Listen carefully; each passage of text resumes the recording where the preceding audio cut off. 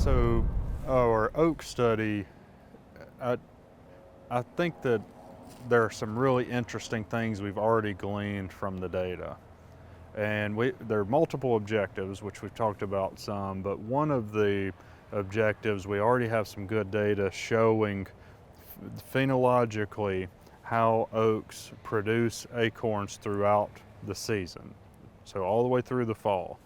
And I kind of expected the oaks to kind of had a pattern that was similar among individuals of a species. So in other words, like this live oak right here, I would expect live oaks to all have a pretty similar time when they produce their acorns and drop them. And what we found in the study is that is probably as far from truth as it could be.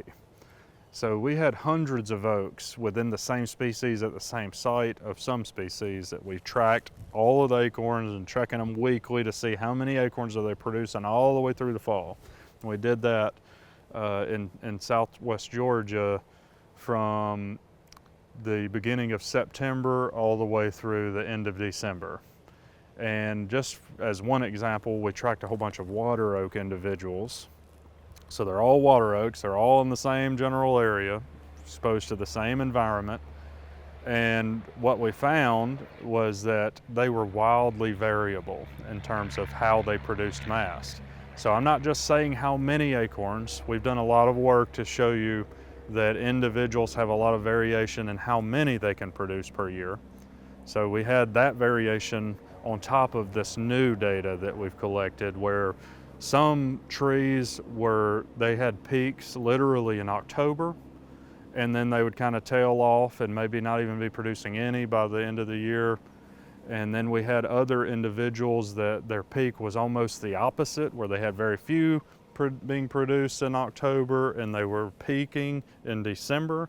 And then we had some that had multiple peaks, where they might have a peak in October and the end of November or something like that. And then we had some that there weren't even distinct peaks. They just kind of produced them throughout the season and everywhere in between. So there's some really cool data, first of all, that I've never seen anything like that's collected rigorously so that we could evaluate it. You as a hunter might, that may resonate with you if you commonly hunt over oaks. This individual is really raining them down in early November, right overlapping with the rut. I'm going to have my stand on that. And another individual might be a different time.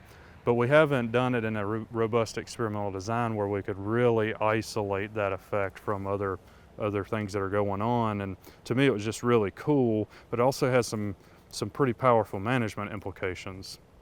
So you may have heard me talk about managing oak forest for acorn production in the past. And we talk a lot about having multiple species of oaks and trying to have some species that are red oak species and white oak species, and how important that is to maintain acorn production from year to year, because we have these boom bust cycles, and when you have white oaks and red oaks, you can kind of smooth that out through that diversity.